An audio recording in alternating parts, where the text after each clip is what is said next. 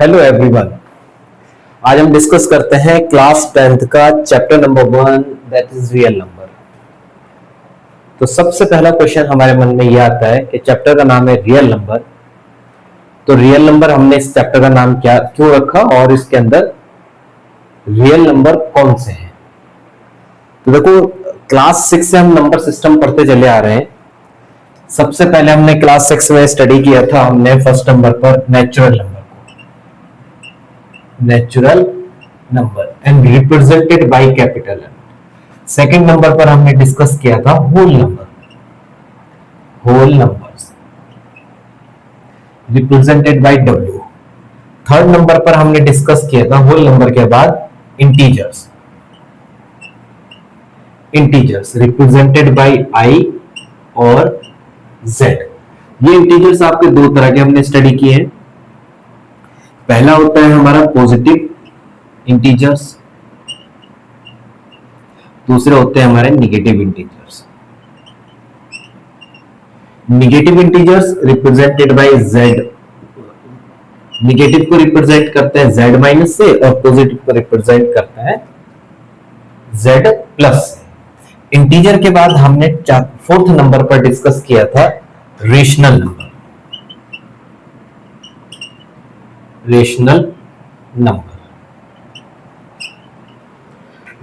Represented by Q. Rational के बाद हमने फिफ्थ नंबर पर यानी क्लास 9th में हमने आज स्टडी किया था रेशनल नंबर और इर्रेशनल नंबर।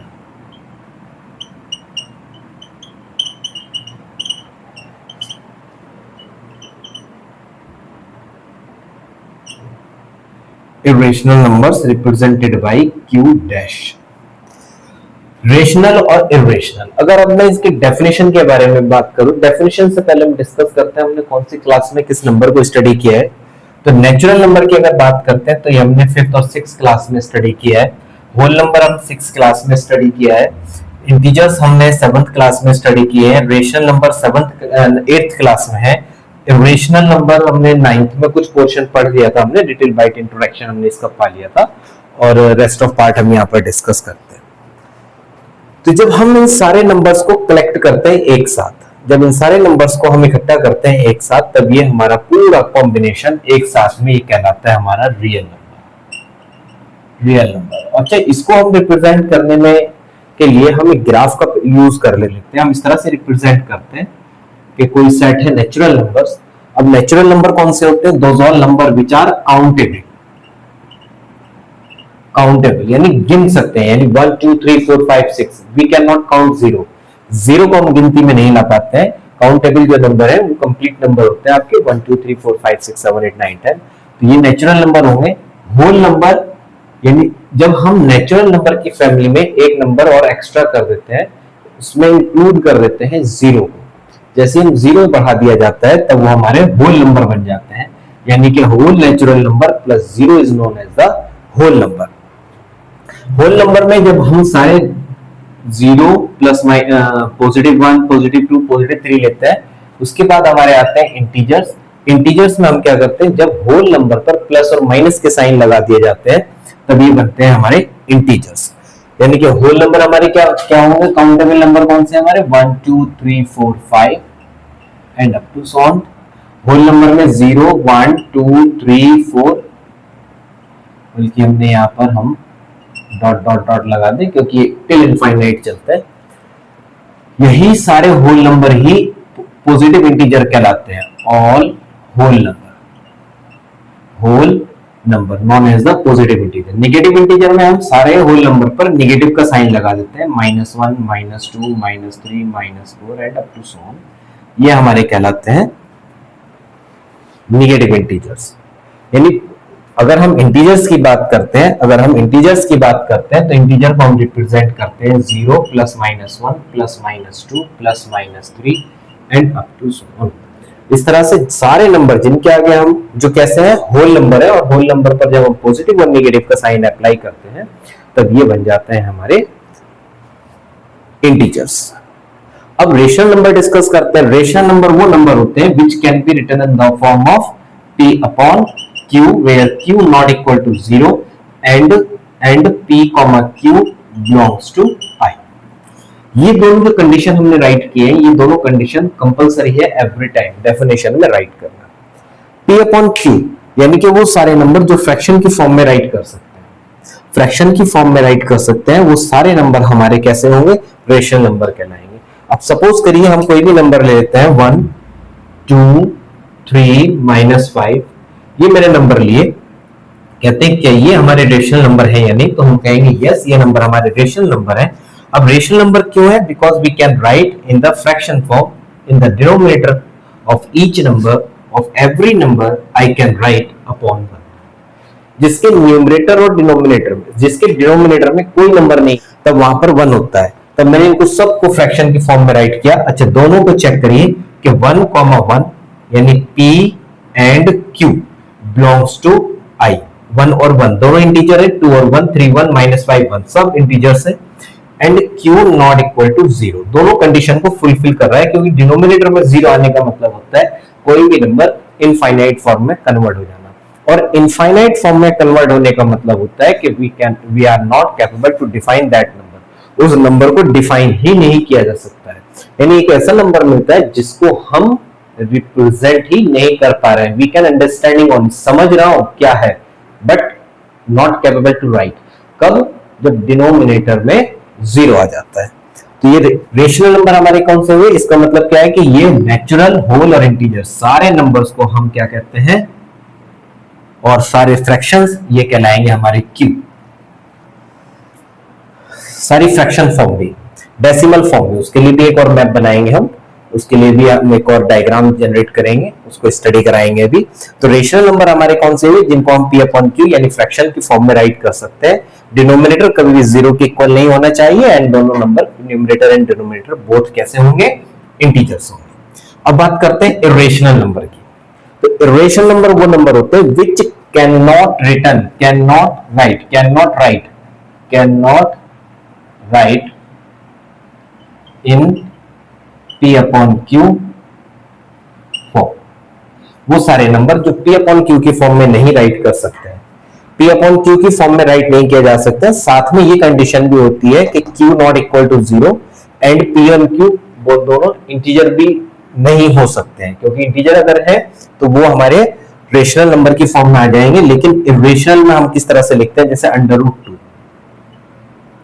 √3, सारे नंबर जो रूट के अंदर है but not be the perfect square number, not be the perfect square number. अगर हम क्यूब में राइट करें, क्यूब के अंदर जैसे cube root of 2, cube root of 4, अब 4 को हम क्यूब रूट से बाहर नहीं निकाल सकते, यहां √4 मैंने लिखा, दैट इज इक्वल टू 2। जब ये 2 के इक्वल है देन ये कैसा होगा, बिलोंग्स टू का साइन लगा देता हूं, belongs to Q, rational number. क्योंकि √4 कैसा नंबर है, √4 यानी 4 is a perfect square number, और √, से बाहर निकलने पर 2 के इक्वल हो जाता है, 2 एक आपका रेशनल नंबर है।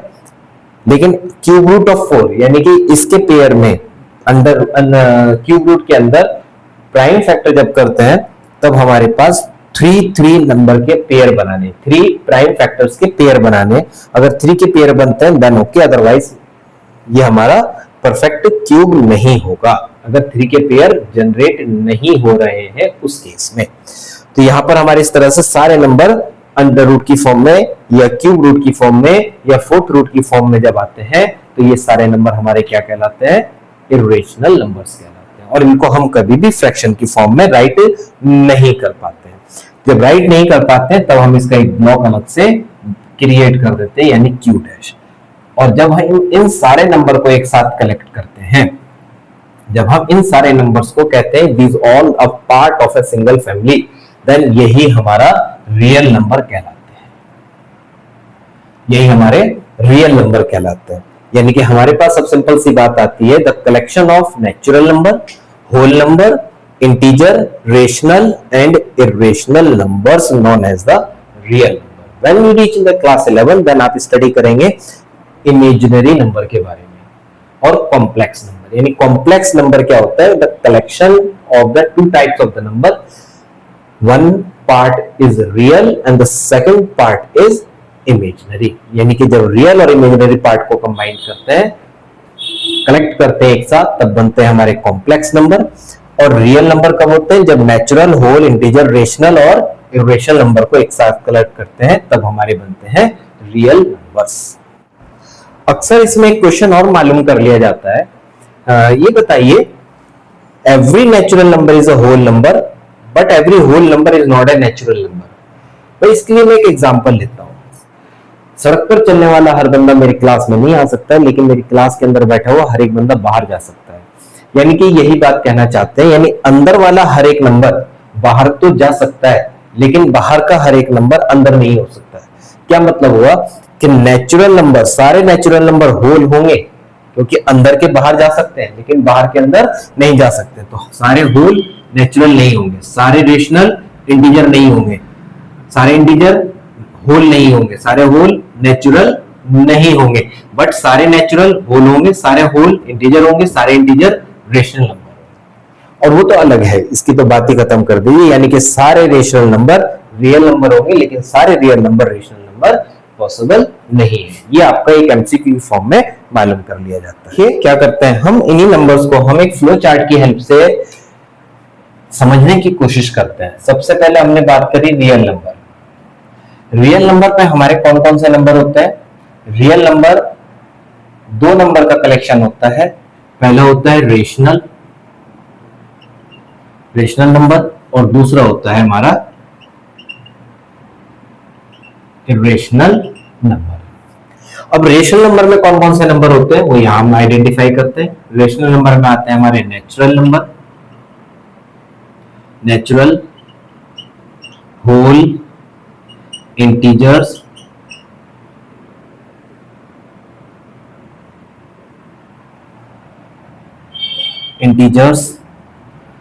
और इसके बाद में इंटीजर्स के बाद में रेशनल नंबर को, बल्कि मैं ऐसे ना लिख करके मैं कहता हूं कि रेशनल नंबर को हम दो तरह से राइट कर सकते हैं। एक होता है डेसिमल फॉर्म, एक होता है फ्रैक्शनल फॉर्म। तो रेशनल नंबर में चलिए यही लिख देते हैं, एक होती है हमारी डेसिमल फॉर्म, एक और लेते हैं हम डेसिमल फॉर्म के बाद फ्रैक्शन फॉर्म।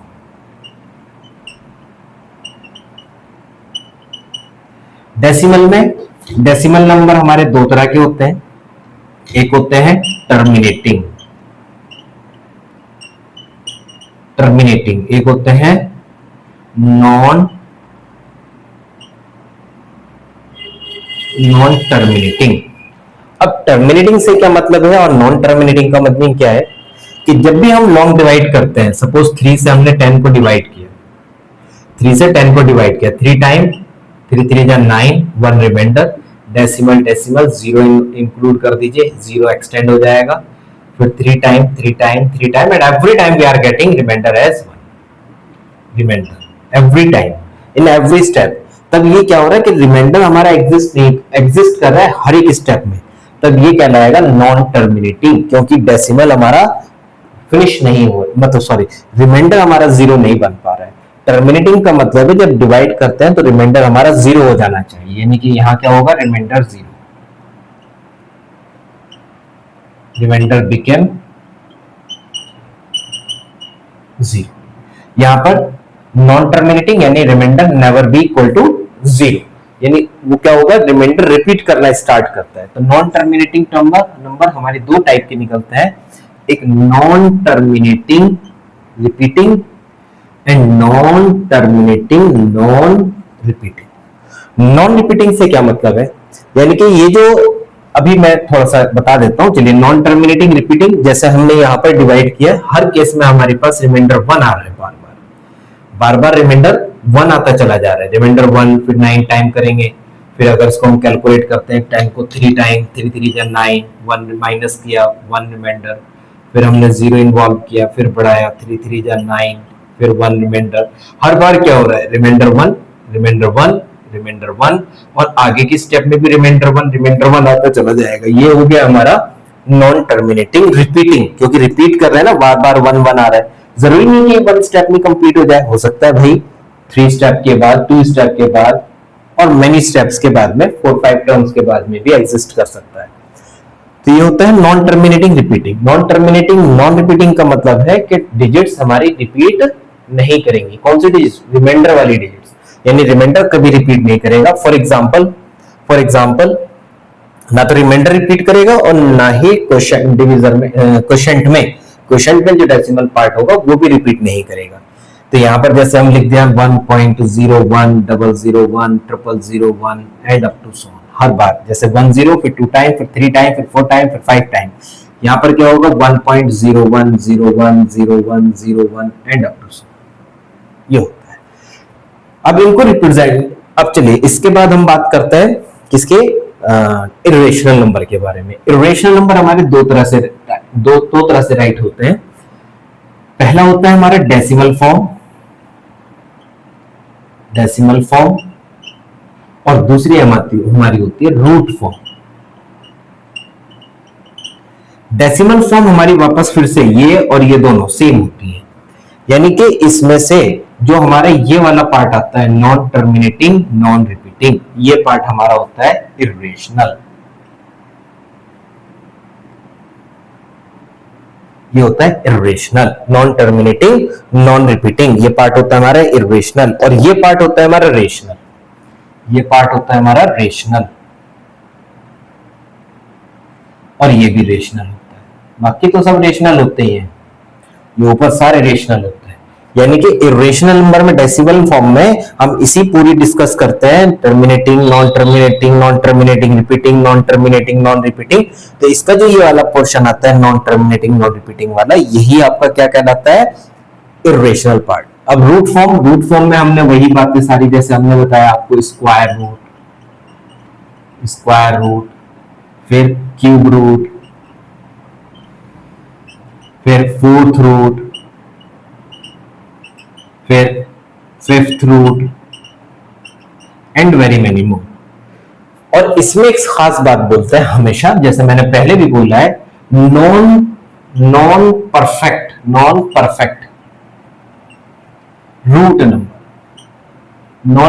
रूट नंबर, यहां मैंने थोड़ा सा अपनी तरफ से एक्सपेंड कर दिया है। नॉन परफेक्ट रूट नंबर से मतलब अगर स्क्वायर रूट की बात कर रहे हैं तो नॉन परफेक्ट स्क्वायर नंबर है ना। और यहां पर क्यूब है तो क्यूब नंबर, रूट नंबर, यानी रूट नंबर से मतलब कि कौन से टाइप का रूट कर रहे हैं। फोर्थ रूट मतलब यहां पर नॉन परफेक्ट फोर्थ नंबर होना चाहिए, फोर्थ रूट नंबर होना चाहिए। मीनिंग इज दैट कि जब हम उसके प्राइम फैक्टर कर रहे हैं तो वो प्राइम फैक्टर्स इस पेयर में एग्जिस्ट नहीं करने चाहिए।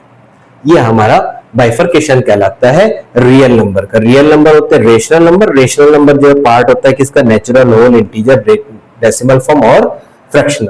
तो ये हमारा पूरा पोर्शन इस तरह से क्लियर हो जाता है। होप पूरा पार्ट क्लियर होगा। अब इसके अंदर, इस चैप्टर के अंदर क्या क्या पॉइंट हमारे पास आते हैं।